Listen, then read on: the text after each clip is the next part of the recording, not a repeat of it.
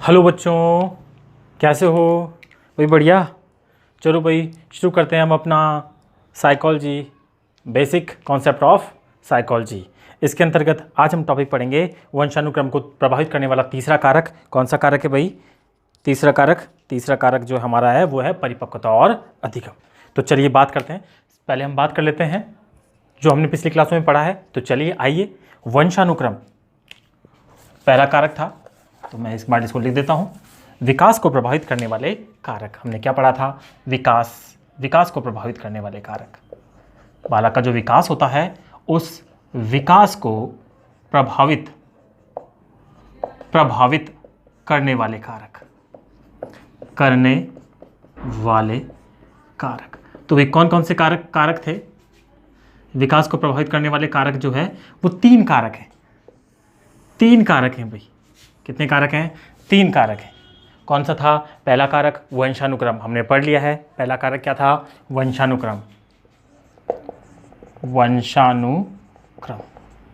वंशानुक्रम मतलब जो हमें जीन के द्वारा हमारे माता पिता से प्राप्त होता है वो हमारे विकास को प्रभावित करता है और उसी को हम क्या बोल देते हैं? वंशानुक्रम। दूसरा जो कारक हमने पढ़ा वो हमने पढ़ा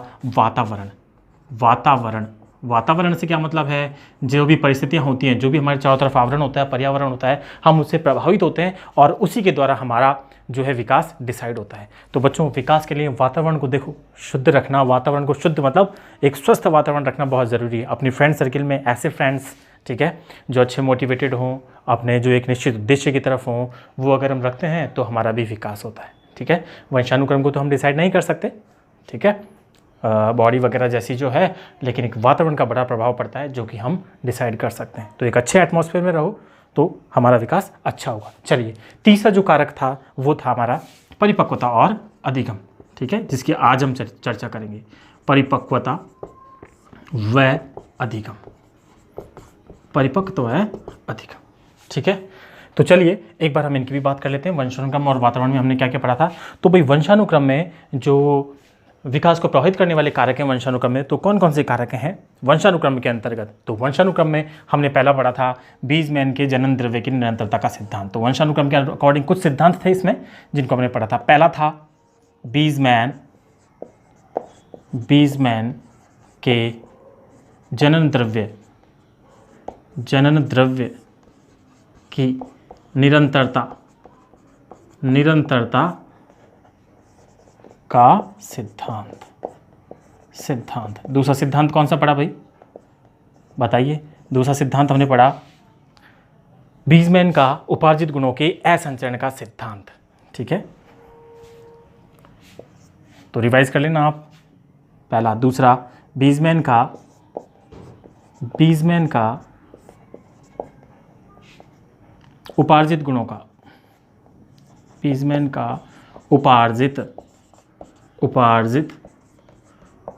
गुणों के असंचरण का सिद्धांत,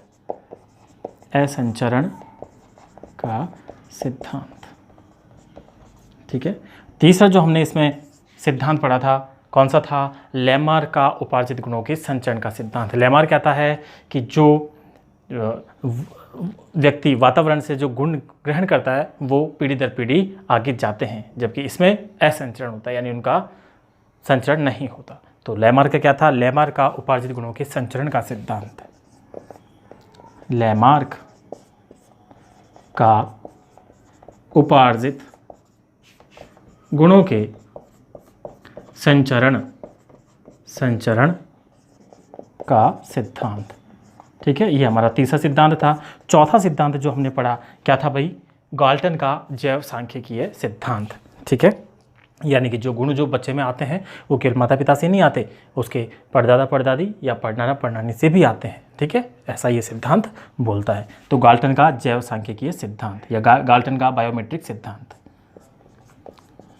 गाल्टन का बायोमेट्रिक सिद्धांत, ठीक है। और लास्ट और फाइनल जो हमने पढ़ा था वो पढ़ा था मेंडल का सिद्धांत, ठीक है, या इसी सिद्धांत को दूसरा नाम बोल देते हैं मेंडल के सिद्धांत का वर्ण संकरता का सिद्धांत। तो हम एक लिख लेते हैं नाम, मेंडल का सिद्धांत। मेंडल का सिद्धांत, ठीक है गाइस, तो ये मेंडल का सिद्धांत हुआ। अब देखिए ये 5 सिद्धांत, इसके अलावा हमने इसमें 3 नियम भी बताए थे। कौन कौन से 3 नियम थे? एक था समानता का नियम, कि जैसे माता पिता वैसी संतान होती है। उसके बाद दूसरा था भिन्नता का नियम, यानी जैसे माता पिता होती हैं उनसे कुछ भिन्न संतान होती है। और तीसरा नियम था प्रत्यागमन का नियम, यानी जैसे माता पिता उनके विपरीत संतान होती है, उनके विपरीत गुणों वाली संतान भी होती है। तो ये हमने 3 नियम पढ़े थे और 5 सिद्धांत पढ़े थे, किसमें? वंशानुक्रम में। जो विकास को प्रभावित करने वाले कारक हैं, पहला कारक वंशानुक्रम, तो 5 तो इसमें सिद्धांत है और 3 नियम है। चलिए अब दूसरे फैक्टर की बात करते हैं, वातावरण। वातावरण में हमने क्या क्या बात की थी कि भाई वातावरण में कौन कौन से कारक बालक के विकास को प्रभावित करते हैं। तो सबसे पहला कारक जो बालक के विकास को प्रभावित करता है वो करता है पारिवारिक वातावरण, क्योंकि बच्चा जन्म से जैसे ही जन्म लेता है वो परिवार से जुड़ता है। ठीक है, तो पारिवारिक वातावरण, ठीक है। दूसरा जो कारक, ठीक है, बच्चे को प्रभावित करता है वो होता है विद्यालयी वातावरण। बच्चा बचपन में घर पे रहता है, घर के बाद कहाँ जाता है? विद्यालय में ज़्यादातर। तो विद्यालयी वातावरण,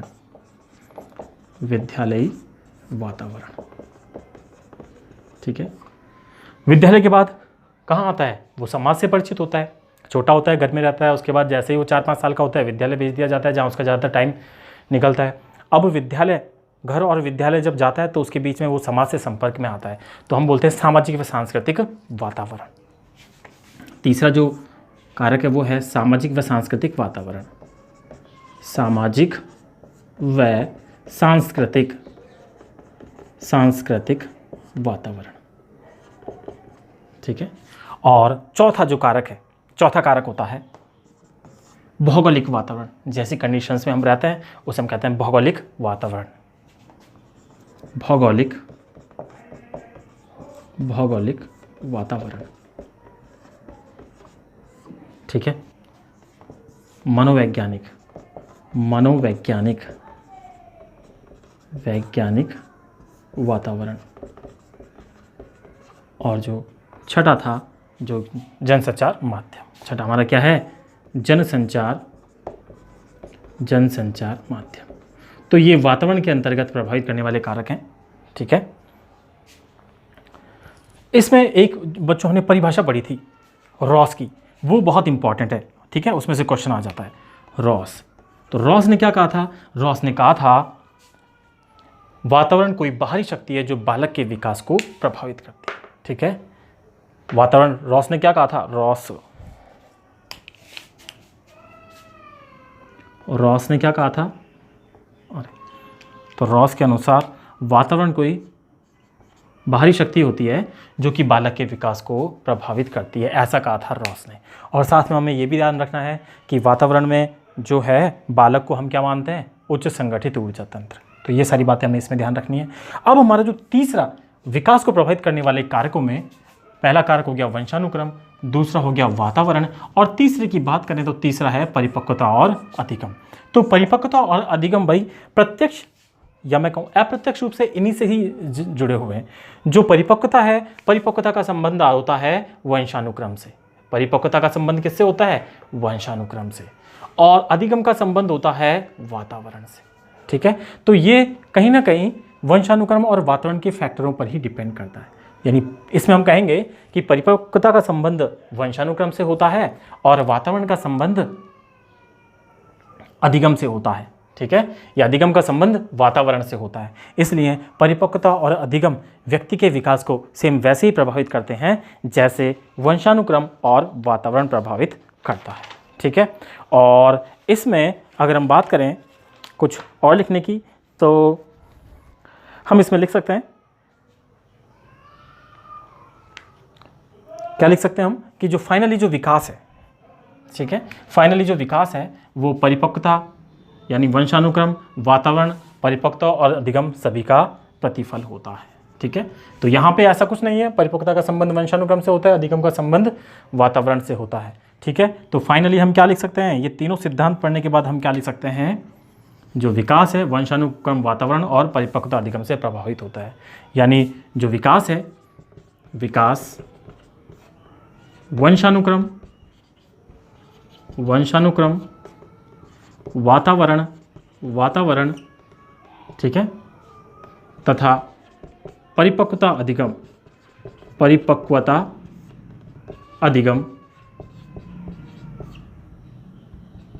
अधिगम से प्रभावित होता है। तो दोस्तों ये हमें याद रखना है कि जो विकास है उसको प्रभावित करने वाले के 3 कारक हैं, वंशानुक्रम, वातावरण और परिपक्वता और अधिगम। जो परिपक्वता और अधिगम है, तो परिपक्वता का संबंध वंशानुक्रम से होता है और जो अधिगम है उसका संबंध वातावरण से होता है। इसमें एक विशेष अर्नोल्ड गैसल द्वारा कहा गया है कि परिपक्वता शब्द जो होता है, ठीक है, ये अर्नोल्ड गैसल द्वारा इस शब्द का प्रयोग किया गया है कि परिपक्वता जो भी हम शब्द काम में लेते हैं। तो मेरा कहने का मतलब है कि परिपक्वता शब्द का सर्वप्रथम प्रयोग अर्नोल्ड गैसल द्वारा किया गया। हम लिख सकते हैं परिपक्वता शब्द का सर्वप्रथम प्रयोग अर्नोल्ड गैसल द्वारा किया गया। यहाँ पे एक नोट लिख लो, परिपक्वता शब्द का, नोट इज नॉट विजिबल, ऊपर लिख देते हैं। एक तो ये आपको याद रखना है और दूसरा परिपक्वता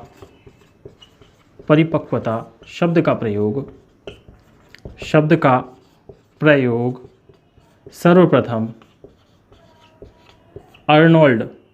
सर्वप्रथम किसके द्वारा? अर्नोल्ड गैसल द्वारा किया गया। ठीक है, मैं यहाँ लिख देता हूँ अर्नोल्ड गैसल। तो बच्चों ये थे विकास को प्रभावित करने वाले कारक। ठीक है, फिनिश। तो यहाँ तक ये हमारा कंप्लीट होता है विकास को प्रभावित करने वाले कारक।